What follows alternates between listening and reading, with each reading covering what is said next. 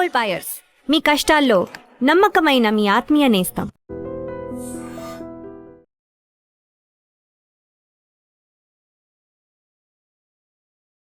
Hi hello నమస్తే, welcome back to our channel. నేను మీ Vaishu. Rich becoming richer, poor becoming poorer. అంటే లేదు ఈ మధ్య పూర్ వాళ్ళు మిడిల్ క్లాస్కి వెళ్తున్నారు అనే వాదనలు కూడా వినిపిస్తున్నప్పటికీ బట్ స్టిల్ రిచ్ అయితే అవ్వట్లేదుగా. కాస్ట్ ఆఫ్ లివింగ్ కూడా అలానే పెరుగుతుందిగా. 10 రూపాయలు సంపాదించేవాడు 10,000 సంపాదించిన కాస్ట్ ఆఫ్ లివింగ్ అంతే పెరిగిందిగా. ఎందుకని పూర్ ఎప్పుడు పూరర్ అవుతూ ఉన్నారు, రిచ్ ఎప్పుడు రిచర్ అవుతూ ఉంటారు? ఈ విషయం గురించి మాట్లాడడానికి రచనతో పాటు డాక్టర్ హరీష్ తనేటి గారు ఉన్నారు. సార్తో మాట్లాడదాం. హలో సార్, నమస్తే. నమస్తే. ఎలా ఉన్నారు? ఆల్ గుడ్ అండి. బాగున్నారా? బాగున్నాను. So rich they always become richer, poor they become poorer. అంటే మేబీ కొంచెం ఇక్కడ నుంచి ఇక్కడ ఉంటే ఇక్కడ దాకా రావచ్చేమో, కానీ రిచ్ దాకా వెళ్ళలేరు. రిచ్ వాళ్ళు ఎప్పటికీ ఇట్లా సడన్ గా దిగజారిపోయి పూర్కి అయితే రారు. They will become richer and richer and richer. Why? Systems అండి, హ్యాబిట్స్. ఓకే, మనము నిజంగా ఇది మేబీ మనం అర్థం చేసుకోవాలి గట్టిగా. That rich people poor people యొక్క మనీతోనే రిచ్ అవుతారు. రిచ్ పీపుల్ పూర్ పీపుల్ వాళ్ళ మనీతోనే రిచ్ అవుతారు. ఎందుకంటే rich people will put a system. వాళ్ళకి మనీ వచ్చేదాకా సిస్టమ్ తయారు చేసుకుంటారు. ఆ సిస్టమ్ రిచ్ చేస్తుంది. ఓకే, వాడు రోజు కూర్చుని రిచ్ పీపుల్ రోజు కూర్చుని ఉద్యోగానికి వెళ్ళాలి, టైం అయిపోతుంది బాక్స్ పెట్టు అనే టెన్షన్లో ఉండరు. ఓకే, వాళ్ళకి ఇంకో రకంగా స్ట్రెస్ ఉన్నా అది సిస్టమ్ యొక్క స్ట్రెస్. సిస్టమ్ పనిచేసుకోవాలి అని చూసుకుంటారు. పువర్ పీపుల్ వాళ్ళు సమయాన్ని విసిరి ఆ సమయానికి డబ్బు తెచ్చుకుంటారు. 9 to 5 జాబ్ అంటే 9, 10, 11, 12, 1, 2, 3, 4, 5, 7 అవర్స్ నేను నా జీవితంలోంచి చింపి నీకు ఇస్తే దానికి తగ్గ 20,000 నువ్వు ఇస్తున్నావు. నా సమయాన్ని పెంచలేను కాబట్టి నా జీతం ఎక్స్పోనెన్షియల్గా పెరగదు. రిచ్ పీపుల్, నేను ఇదే సమయంలో 5 నా వర్కులు నడుస్తుంటాయి. ఒక ఫ్రాంచైజీ నడుస్తుంటుంది, ఒక రెస్టారెంట్ నడుస్తుంటుంది, ఒక హోటల్ నడుస్తుంటుంది, నేను నా కంపెనీ ఇంకోటి ఏదో ఎస్టాబ్లిష్ చేస్తుంటాను. Rich are building systems, poor are working for richer and poor are only building dreams. వాళ్ళు ఓన్లీ నేను డబ్బులు వస్తే ఒక ట్రిప్కి వెళ్ళి రావాలిరా, ఒక 5 ఏళ్ళు ఇందులోనే ఉంటారు. వాళ్ళు రిచ్ విల్ క్రియేట్, అంటే ఫ్యామిలీ ఫాదర్ నుంచి రిచ్ రావడము, డబ్బులు ఉండడం వాళ్ళ గురించి మాట్లాడలేదు. బట్ వర్క్ హార్డ్ చేసి రిచ్ అయిన వాళ్ళు బేసిక్గా, నేను హండ్రెడ్స్ ఆఫ్ పీపుల్తో డీల్ చేశానండి. They create systems. పువర్ ఉన్న వాళ్ళు రిచ్ అవ్వాలి అంటే మాత్రం సిస్టమ్ని అర్థం చేసుకుంటేనే అవుతుంది. What is that system? సిస్టంలో 4-5 మేజర్ రోల్ ప్లే చేస్తారు. 1, ఒక బిగ్ ప్రాబ్లమ్ని నేను సాల్వ్ చేస్తాను అనేది ఒకటి తయారు కావాలి. అక్కడెక్కడో దూరంగా ఉన్నవాడు ఈజీగా మాట్లాడచ్చు. ఫోన్, ఆ ఫోన్ని అందరికీ అందుబాటులో చేస్తే ఎలా ఉంటుంది అని తయారు చేసిన వాడు రిచ్ అవుతాడు. ఓకే, బిగ్ కంపెనీస్ పెట్టగలుగుతాడు. సో ఒక మేజర్ ప్రాబ్లం, మన చుట్టూ ఉన్న ఒక ప్రాబ్లమ్ని, అందరికీ ఉన్న ప్రాబ్లమ్ని నేను సాల్వ్ చేస్తాను. పొద్దున లేచి లిస్ట్ రాసుకోవాలి, పళ్ళు తోముకోవడం దగ్గర నుంచి ఇది పళ్ళు తోముకోవడానికి సాల్వ్ చేశారు. అట్లాగా దాంట్లో ఈజీ అలా చేయొచ్చు. అందరూ రోజు పేస్ట్ పిండుకోవడానికి కష్టమవుతుంది. ఓకే, ఏం చేయొచ్చు? అలాగా ఒక ప్రాబ్లమ్ని నేను సాల్వ్ చేయడానికి ఒక సిస్టమ్ తయారు చేయాలి. ఇలా చేద్దాం అనుకున్నా మనకి కొన్ని ఫోర్సెస్ హెల్ప్ కావాలి. ఫస్ట్ వచ్చేసి టీమ్. ఆ టీంలో నీ ఐడియా గొప్పదే, అద్భుతమైనదే అయ్యుండొచ్చు, కానీ దాన్ని ఆచరణలోకి తీసుకురావడానికి ఒక టీం కావాలి. ఆ టీం ఉట్టిగా పనిచేయరు నీకు, వాళ్ళకి జీతాలు ఇవ్వాలి, వాళ్ళ ఆచరణలోకి తీసుకొచ్చే నీ సిస్టమ్ని నమ్మే ఒక టీం కావాలి. బట్ అక్కడే కదా ప్రాబ్లం. అంత ఉంటే నేను అవన్నీ చేసుకుంటా కదా. ఇప్పుడు ఈ 9 to 5 జాబ్ నేను ఎందుకు చేస్తాను? ఆ డబ్బులు ఇవ్వడానికి, ఆ జీతాలు ఇవ్వడానికి నా దగ్గర అంత స్తోమత లేకే నేను పూర్ కదా. ఎగ్జాక్ట్లీ, చాలా మంచి పాయింట్. నేను చెప్తాను, ఇది రియల్గా అర్థం చేసుకోవాలి. దట్ నీ దగ్గర డబ్బు మాత్రమే లేదు, కానీ అలాంటి మనుషుల్ని చూసే కెపాసిటీ ఉంది. రేపు పొద్దున డబ్బు నేను నిజంగా ఇస్తా, ఈరోజు ₹1,00,00,000 ఇచ్చాను అనుకో, ఏ కంపెనీ పెడతావు? అంటే మొత్తం ప్రాజెక్ట్ రెడీ ఉండాలి. Yes. That's how you manifest things. ఏమీ లేనప్పుడు కూడా అది వస్తే నేను సిద్ధంగా ఉన్నాను అన్న చోటకు వస్తుంది. పైనుంచి ఆపర్చునిటీస్ పడుతూ ఉంటాయి. నువ్వు చెయ్యి తెరిచి రెడీగా ఉంటే నీ చేతిలో పడుతుంది. చేతులు మూసి ఇట్లా నిలబడితే అవ్వదు కదా. చేతులు ముయ్యకపోయినా, తెరవకపోయినా, ఎత్తకపోయినా పడదు. అలాగే డబ్బు మాత్రమే లేదు ప్రస్తుతానికి నా దగ్గర. ఓకే. అలాంటి చేసే ఆపర్చునిటీ ఉందా? ఎవడన్నా మార్కెట్లో అట్లా చేస్తున్నాడా? వాడితో నేను ఒకసారి మాట్లాడచ్చా? ఇదంతా మన హోంవర్క్. చాలామంది ఉండిపోయేవాళ్ళు అక్కడ ఆగిపోతారు. డబ్బులుంటే ఎవరైనా చేస్తారు. ఎవరైనా చేస్తారు బాస్. డబ్బులు ఉండాలి కదా, అవి చెయ్యడానికే నా దగ్గర డబ్బులు ఉండాలి కదా. అందుకని ఫండమెంటలీ వాడు పువర్ మైండ్ సెట్. ఓకే. వాడు ఏమైనా ఆలోచించే లోపల పేరెంట్స్ ఏదో ఒకటి చేసుకోవచ్చు కదా నాన్న, ఏదో ఒక జాబ్లోకి వెళ్ళొచ్చు కదా, ఇంకెన్ని రోజులు ఇలా. True true. జాబ్ చేయకుండా కలలు కంటాడు చూసారా, అలాంటి వాళ్ళకి అలాంటి పేరెంట్సే ఉంటారు. జాబ్ చెయ్యి, కాసేపు ఆలోచించు ఒక గంట కూర్చుని. దానికి జాబ్ అంతా మానేసి ఇంట్లో కాళ్ళు పైకి వేసుకుని కూర్చోవాల్సిన అవసరం లే. చాలామంది poor people think like this. ఏదో సినిమాల్లో చూపించినట్టు వాడు ఆపర్చునిటీ లాస్ట్కి వచ్చి ఎస్ ఎస్ అంటాడని చెప్పి మన లైఫ్ కూడా అలా ఉంటుంది అనుకుంటారు. అవసరం లే. నువ్వు 9 to 5 జాబ్ చేయి, 5 to 6 వర్క్ చేయి, లేదా పొద్దున 6 గంటలకు లేచి వర్క్ చేయి, లేదా పొద్దున 4 o'clock to 4:30 నీ ప్రాజెక్ట్ గురించి వర్క్ చేయి, చేసుకోవచ్చు. సినిమాల్లో చూపించినట్టు అంటే 9 to 5 జాబ్ అలా రిజైన్ చేసి వైఫ్ తిడుతూ ఉంటుంది, వైఫ్ దగ్గర నుంచి డబ్బులు లాకర్లోంచి తీసుకుని, అయినా కూడా బాధలు వాళ్ళు అంటుంటే మాటలు ఇట్లా పడి. అవసరంలే, మాటలు పడిన అవసరం, నీ పన్ను చేసుకో. సంవత్సరంలో ఏదో 2 సంవత్సరాలు అవుతుందేమో, but you are planning to become rich. When అలా ప్రెషర్ బిల్డ్ అయ్యి నీకు ఓ చోట నా ప్రాజెక్ట్ వర్క్ అవుతుంది అన్నప్పుడు అప్పుడు జాబ్ మెల్లగా వదులు.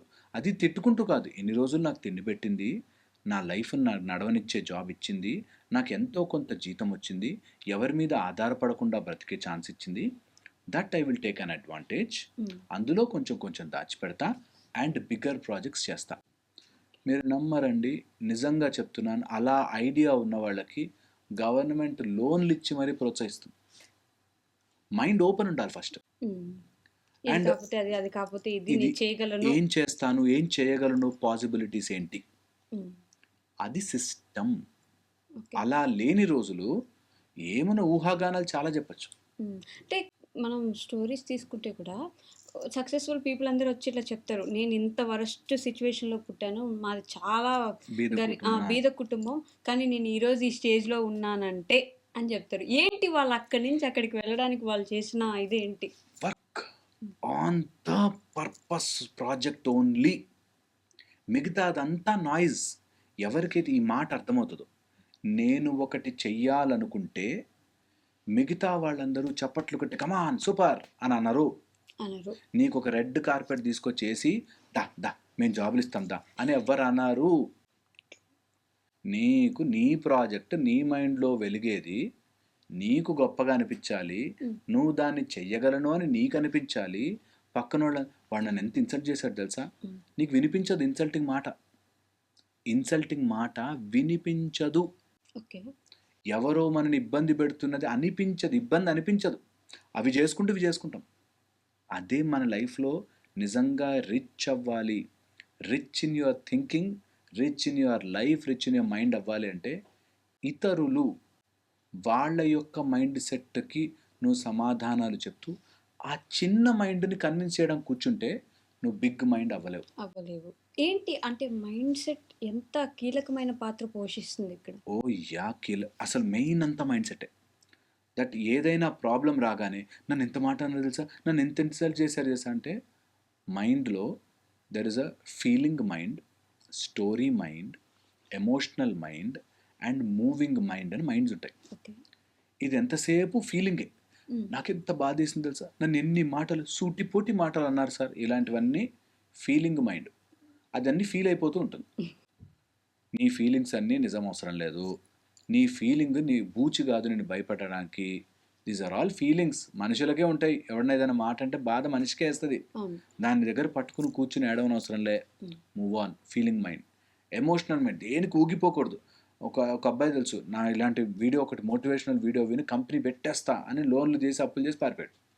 అది కాదు, ఎమోషన్ అవ్వద్దు. ఓవర్ ఎమోషన్ అయిపోయి నాకు వచ్చిన ఐడియా గొప్పదే, అసలు నన్ను ఎవ్వరు ఆపలేరు. ఓవర్ యాక్షన్, ఎమోషన్ అవద్దు. ఎమోషన్స్ లో కూడా చాలా మంది తప్పు నిర్ణయాలు తీసుకుంటారు. ఎమోషనల్ అవ్వద్దు, ప్రాక్టికల్. నువ్వు సిస్టమ్, మేక్ ఇట్ సిస్టమ్. ఏమేం చెయ్యాలి, emotional mind.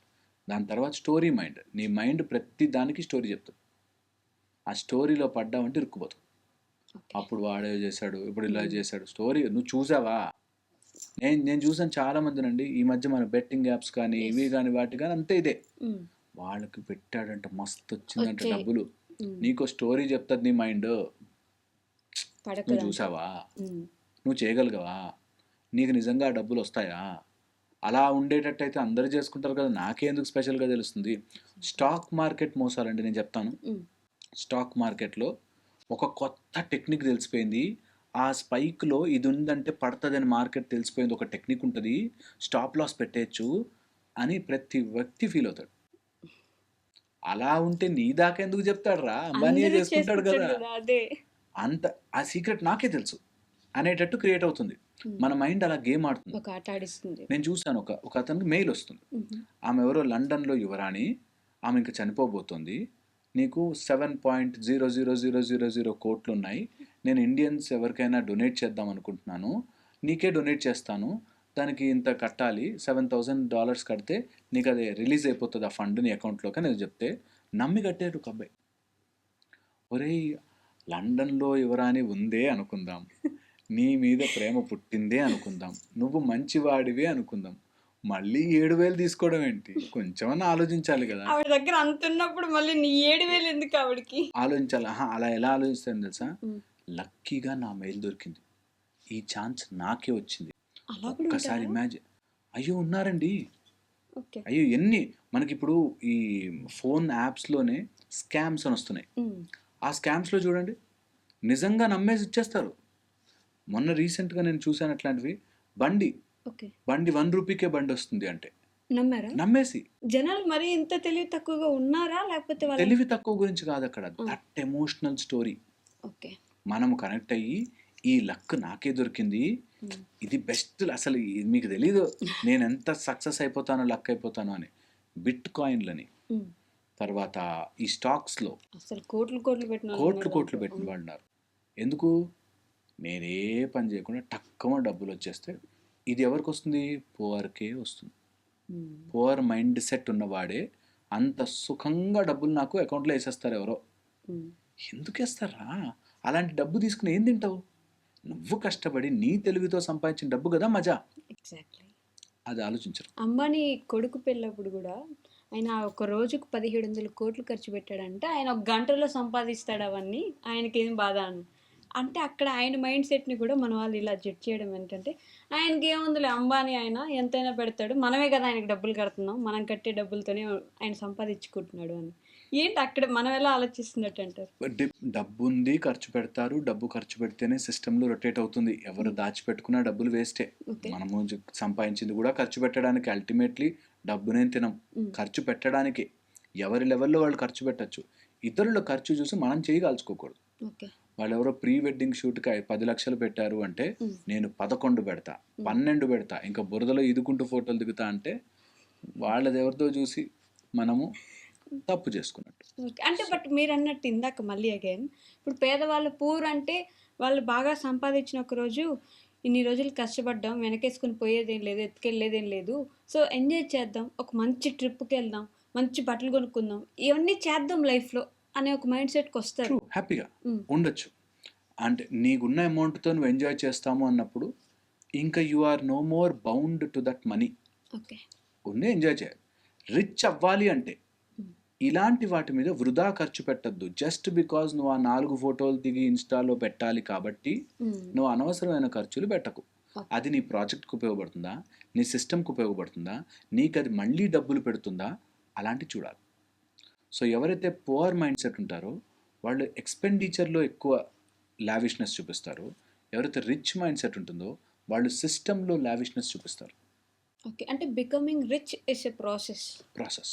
Becoming rich is a mind set. Process కూడా కాదు, మైండ్ సెట్. దట్ నేను రిచ్ అవ్వడానికి ఆ సిస్టమ్ కోసం నేను ఏం చెయ్యొచ్చు అనేది ఇంపార్టెంట్. సో మనం మాట్లాడుకున్న దాంట్లో 2 మాట్లాడాను. థర్డ్ స్టెప్ చెప్తాను.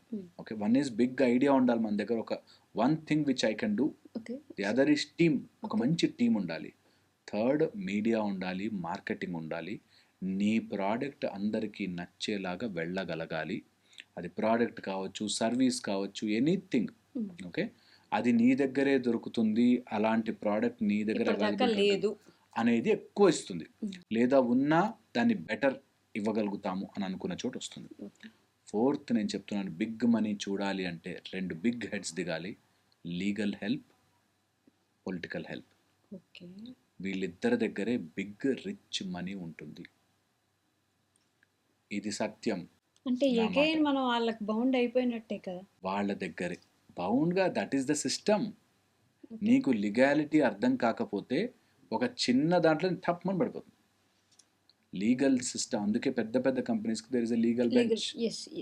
కంప్లీట్గా లీగల్ సిస్టమ్ ఉంటుంది, chartered accountant system, legal system ఒక టీమ్, అండ్ కంపల్సరీగా పొలిటికల్లీ సౌండ్ అండర్స్టాండింగ్ ఉండాలి.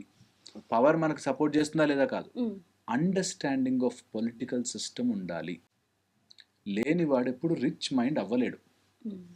రిచ్ మైండ్ అవ్వాలంటే నీకు ఐడియా ఉండుండొచ్చు, నీ దగ్గర టీము ఉండుండొచ్చు, నువ్వు పబ్లిసిటీ చేసి ఉండొచ్చు, కానీ ఆ లీగల్ చార్టెడ్ అకౌంటెంట్ ఒక సిస్టము, పొలిటికల్ సిస్టమ్ నీకు అర్థం కాకపోతే బిగ్ మనీకు టాటా చెప్పలేం, టాటా బై బై అంతే.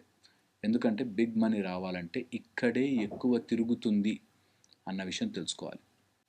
ఓకే, ఇల్లీగల్ చేయమని చెప్పట్లే, నువ్వు పొలిటికల్లీ నువ్వు మిస్యూజ్ చేయమని చెప్పట్లే, but their support is must. లేకపోతే బిగ్ మనీ చూడలేవు, ఇది నిజం. ఓకే, అండ్ ఎవరికైనా big money or rich people అవ్వాలి, రిచ్ అవ్వాలి అనుకుంటే ఇంపాసిబుల్ కాదండి. Please try. మహా ఇది ఏమవుతుంది, ఒక ట్రై మిస్ అవుతుంది అంతే, బట్ చేయండి. అందరూ కూడా జీవితంలో ఏ ప్రాబ్లంలో ఉన్నా మనిషి కనిపెట్టిన దాంట్లో డబ్బు, మనిషి కనిపెట్టింది కాబట్టి మనిషి గెలవచ్చు. ఓకే, మనిషి కనిపెట్టింది కాబట్టి మనం గెలవచ్చు. మిగతా ఏ ప్రాబ్లం అయినా, సపోజ్ హెల్త్ ప్రాబ్లమ్ దేవుడు ఇచ్చింది, మనం ఏం చేయలేం. కొన్ని జన్మ మృత్యు జరా వ్యాధి మనం ఏం చేయలేం. బట్ డబ్బు మనిషి కనిపెట్టుకుంది, మనమే సాల్వ్ చేసుకోవాలి, మనమే గెలవాలి, మనమే ఎదగాలి, మనకి కిక్ రావాలి, అరే నీకు గెలిచారా మస్తుగా అని, అది యూజ్ అవుతుంది. థ్యాంక్ యూ అండి. And for more videos, please subscribe to iDream. Please subscribe to iDream. Please subscribe iDream. And please subscribe to iDream. For more videos, subscribe to iDream. please like, share and subscribe to the channel. Congratulations, iDream. Subscribe to iDream. Subscribe to iDream. So subscribe to iDream Media. iDream ki iDream team andarki huge congratulations. Please subscribe iDream Media. Please subscribe to iDream. Subscribe iDream. Please subscribe to iDream. iDream అంటే నా కళల ఛానల్ను subscribe చేసుకున్న నోరు తిరుగుతలేదు, మీరైతే గంట గుర్తు కొట్టండి. For more such videos, please subscribe to iDream. Subscribe to iDream. Please subscribe to iDream. Please subscribe iDream Media. Please do subscribe to iDream. Please subscribe to iDream Media. For best entertainment and information, please subscribe iDream. And don't forget to subscribe to iDream.